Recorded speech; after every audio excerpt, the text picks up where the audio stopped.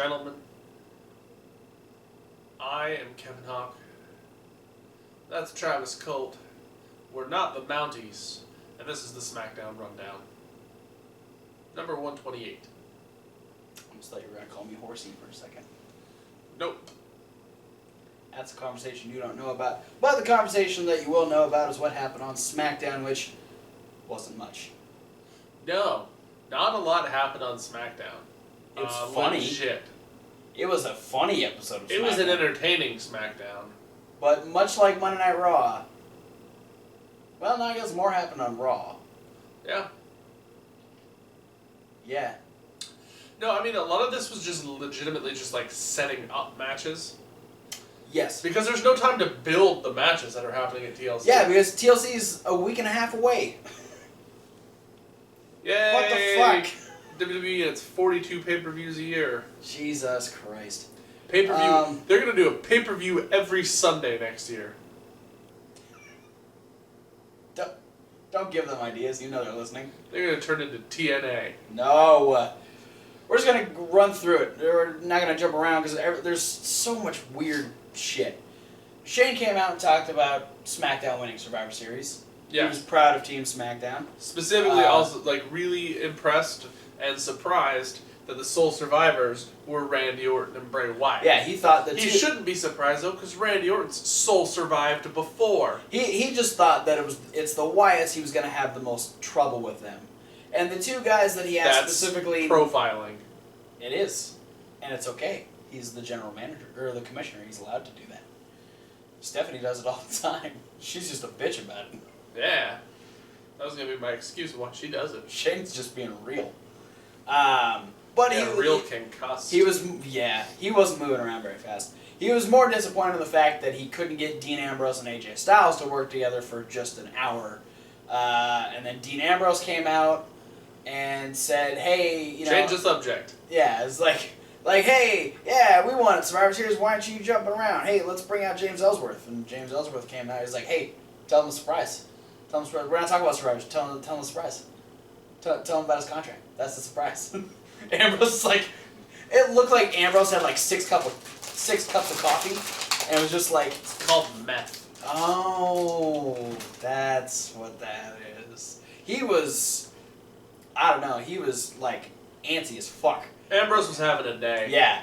And so Shane does let James Ellsworth know that he's going to be getting a SmackDown contract. Because he bleeds blue through and through. And then he tells Dean Ambrose to leave. And after a little bit of convincing, he gets Dean Ambrose to leave. And when Dean Ambrose leaves, AJ Styles comes out and challenges James Ellsworth to a ladder match to put his SmackDown contract on the line. Yeah, he goads James Ellsworth into the match by saying that he didn't really earn the contract. Yeah. And Shane even told him, was like, no, regardless of what AJ says, you have a contract. Yeah. But then James, obviously wanting to prove his worth, he's like, no, go ahead and make the match. And not only do I want to win my SmackDown contract, but I want a future WWE World Heavyweight Championship match. And AJ's like, yeah, sure. Playing hardball. AJ's like, sure, let's do it. Make it official. So our main event is a ladder match between AJ Styles and James Ellsworth. Holy crap, I'm excited. But before anyone could leave the ring, Dean Ambrose came back. And Shane was like, fuck. The hell, man. And then Shane actually had to, like, walk Dean Ambrose to the door. Yeah. Didn't even let him grab his jacket, even though it's snowing in Canada. And he just let him go. With Daniel Bryan tell The Miz that after his shady win and Kalisto's unfortunate loss at Survivor Series, that Miz would be defending the Intercontinental title against Kalisto. Yay! Then Baron Corbin ruined the Intercontinental title match. Boo. Fuck off. Not only did he Baron von Dickface. Not only did he ruin the Intercontinental title match, but he came out from the wrong side. The camera looked into darkness, and Kalisto kept doing this. Yeah, Kalisto went to the top rope for a splash, And he just stood there and he stood there awkwardly for a long time, staring off to where nothing was happening. Yeah, he went out and was trying to do a top rope move, but then kept. He looked like a fucking a cat chasing a fucking laser point. He just kept looking, waiting for Baron Corbin to show up so he'd get distracted.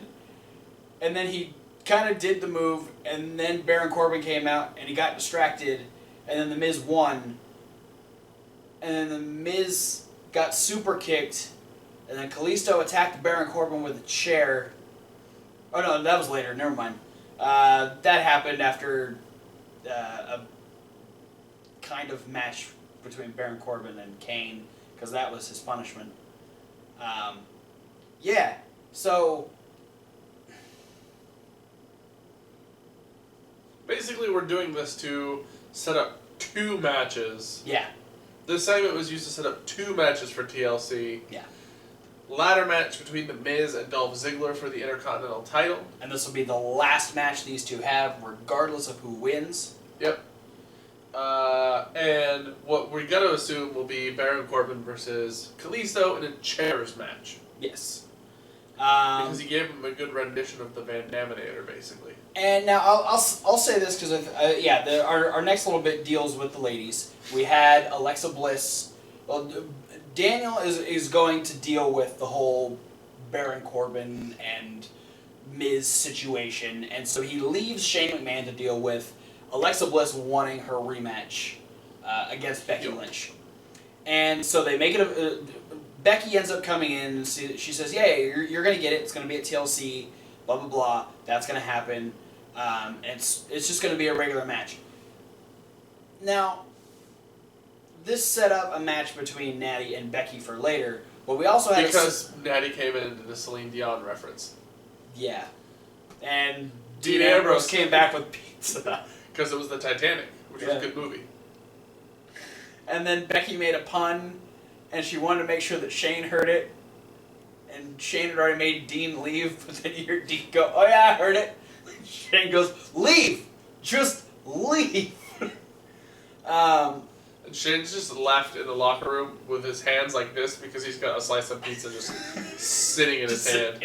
Because he had his hand out like this, and Dean just put the slice in his hand. Yeah, it's the slice that he was already eating, he just put it in Shane's hand.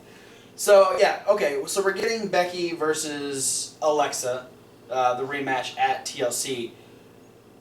But instead of giving the title match a stipulation, we're putting the stipulation as a no DQ match between Carmella and Nikki Bella. I'm not sure I like that choice.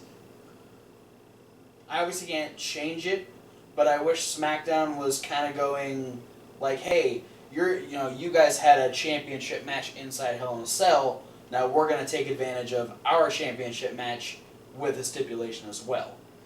Yeah, I feel like they may have already had the idea of like, okay, we're going to do the Intercontinental title in the ladder match. That's sort of like the iconic title for the ladder matches. It's had a lot. Yeah. Like the initial pay-per-view ladder matches were Intercontinental Championship. Right. RVD and John Morrison and Jeff Hardy and all of them, Christian Intercontinental Championship ladder matches. And then I'm assuming maybe whatever comes with a tag team match will probably be a tables match. Probably. But I was feeling like I don't feel like making Becky versus Alexa a chairs match would be entertaining. No. I feel like it would be very difficult for them to be able to make sure that they would get a good finish in a tables match. Because we saw that end up being sort of like a botched finish at Hell in a Cell. Yeah. Because Charlotte hurled Sasha at a table like twice, and it didn't break. Yeah, I mean, it was the way she was throwing her, though, and the way it was set up wasn't very effective to break a table anyway. But yeah, the fact that these are two of the smallest girls on the roster, obviously, I was hoping for a ladder match, and I understand that the Intercontinental title goes with ladder matches, and we've already seen Miz versus Ziggler a ton of times, but I feel like, I don't know. I know we're going to get a good match because their match on Smackdown a couple weeks ago was awesome.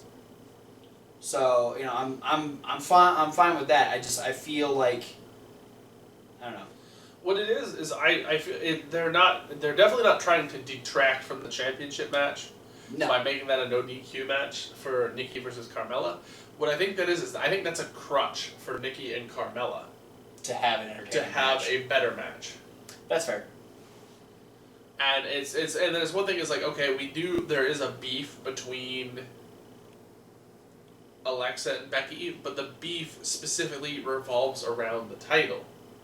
Whereas Carmella and Nikki are like attacking each other backstage and attacking each other at ringside.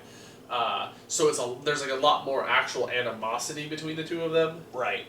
So it's more so like, okay, they really want to like hurt each other, so let's give them the implements to do so. Yeah.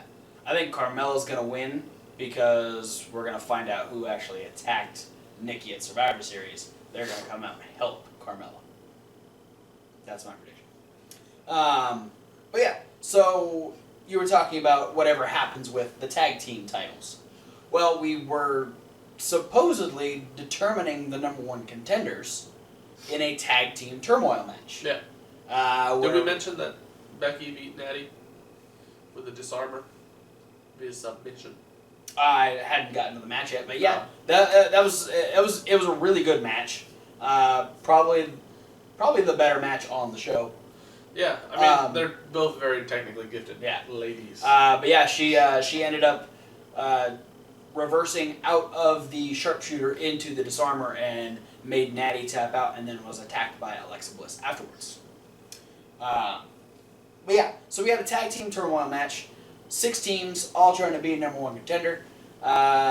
In the order of elimination, we had the Hype Bros eliminate the Ascension with the Hype Rider, all because Mojo Rawley doesn't know how to sell. Breezango then eliminated the Hype Bros with a slingshot forearm into an elbow from Deputy Dango. Unfortunately, come on, you didn't give it the name. I was gonna let you do it. You named it, man. The AUD. The anti-Uggo device. Unfortunately, it was on Zack Ryder and not Mojo Rawley, but we'll deal with it. Then we had the two. I get it. I get it. They're jobber teams right now, and you're trying to put over American Alpha, but like in the span of 45 seconds, we eliminated both Breezango and the Vaudevillains. Breezango got a little roll up from Chad. And the Vaudevillains legitimately got Aiden English got flapjacked, and then Simon Gotch got German suplex to do a bridging pin. Yeah.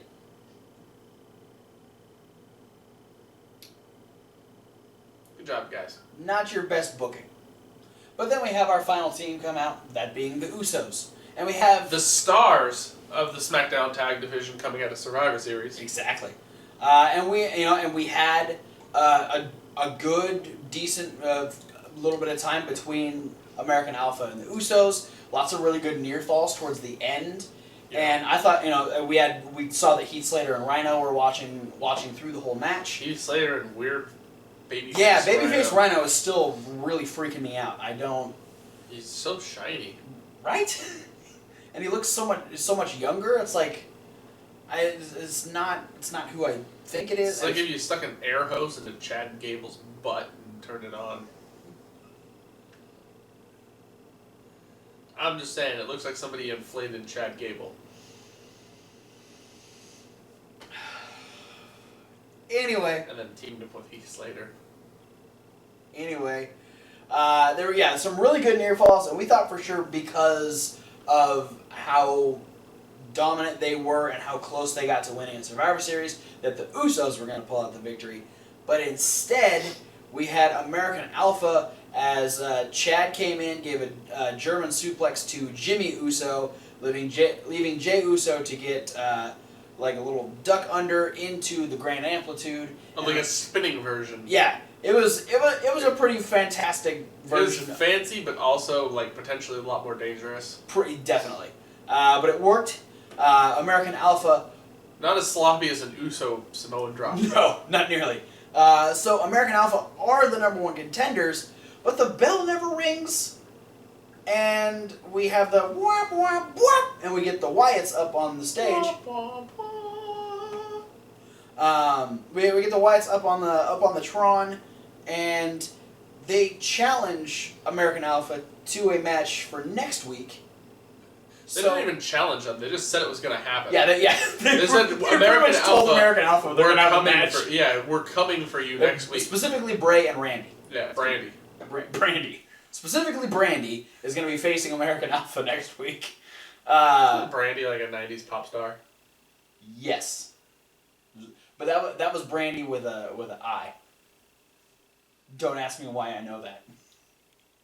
It's not important. No judging. So we're going to be getting Bray Wyatt, Randy Orton versus American Alpha next week to actually determine the number one contenders. Maybe. Or if the Wyatts beat American Alpha, they become the number one contenders.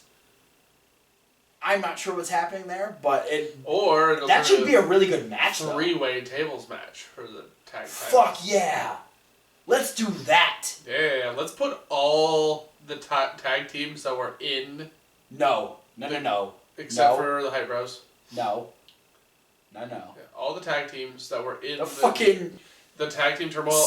Like a 7-team elimination tables match? Add the Spirit Squad and the Headbangers. Why? Because they deserve it. I don't know if the Spirit Squad deserves it, but... And then you have everyone in the ring, and then you have the referees just make tables cover the entire floor outside the ring. So it's like a table battle royal? Yes. Why am I okay with this? I kind of want to see it happen now. Stop it. Don't, right? No. Right? No. Just do the triple threat. Do the triple threat. Do the Wyatts, do American Alpha, and Beauty and the Man Beast. That's it. Just those three. And Breezango. Breezango lost. And the Ascension. And they lost. They all... Well, okay, the Headbangers haven't lost yet. Headbangers. Okay, we'll make it... Headbangers are undefeated. We'll make it... As of today. Specifically you're today. You're a fucking liar. No, specifically today. They're undefeated. They didn't have a match today. How do you know? Because they weren't on the show, and I highly doubt they were on Main Event. No, I'm just saying they might have had a match at like a different promotion, though. Search it up. If the Headbangers had a match today, I'll let it go. But for now, I'm calling total bullshit. I don't know, man. CM Punk was undefeated in UFC for 2 years. Headbangers were undefeated today. Whatever. So, before we go into our main event, we did have Daniel Bryan talking to James Ellsworth. Just kind of reaffirming that he wanted to do this ladder match. I'm trying to understand why he wanted to do it. And James gives him another little inspirational quote saying that any man with 2 feet can climb a ladder and make a childhood dream come true. At which point, the Mountie came into the room. That's why there's a Mountie action figure on the ring right now. Yeah, you podcast listeners are missing out right now. We've got quite the setup here. Dean Ambrose dressed up as the Mountie. Oh, look, there's Randy Orton. Dude, it's vacant. No, it's Randy Orton, bro. That looks a lot like vacant to me. It looks a lot like Randy Orton. No, it actually looks like Triple H and Odie, but... It disappears. Yeah, because it's black on black, bro. That's what happens. Hate crime. Yeah, so... Then... Dean... Shane was like, what the hell? Shane walks in. And it's just like, really? He's like, I told you to leave. He's like, I can go again. He's like, yeah, no, you know what? And Daniel's like, Shane, you're beat up. You're stressed out from Survivor. It was a long weekend. Why don't you leave? And he goes, you know what? I'm gonna do that. That is a great idea. So Shane leaves. And Shane almost makes a threat. Because he says, I will leave before I do something I'm going to regret. Yeah. So, Dean Ambrose was definitely getting under the skin of Shane McMahon. Which I bet, like, if Shane punched Dean Ambrose, it would just, like, knock Shane out. Probably. The shock from his fist hitting another human being would just vibrate up his arm to his head, and he'd just black out. Yeah. And then, like, Dean goes, you should ask me why I'm dressed as the Mountie. And there was, like, a whole thing. Well, he wanted Shane. He wanted Shane to ask him, because he wanted to tell Shane the story, and then when Daniel Bryan asked him, Daniel's like, oh, I'm curious. He's like, isn't it obvious? Yeah. And he says that he wanted Daniel to give AJ Styles a message that, like the Mountie, he always gets his man. So then we went into our ladder match. James Ellsworth versus AJ Styles. It was a slaughter for most of it. It was just... Yeah, James Ellsworth kicked his ass all over the place. Yeah, just like the Headbangers were undefeated today. It was AJ taking off the neck brace. James Ellsworth was wearing a girdle. It's like a back brace, bro. Yeah, it was... JBL was having a Oh my god, JBL was on fire with how many just weird and just... Anorexic manatee. Oh man, he even said that Tony Chimmel was gonna donate one of his chins to him. Yeah, when he became unemployed. Yeah. AJ runs this for the first couple of minutes. Then the Goon shows up. It's actually just Dean Ambrose in a hockey jersey. Then he beats the crap out of AJ.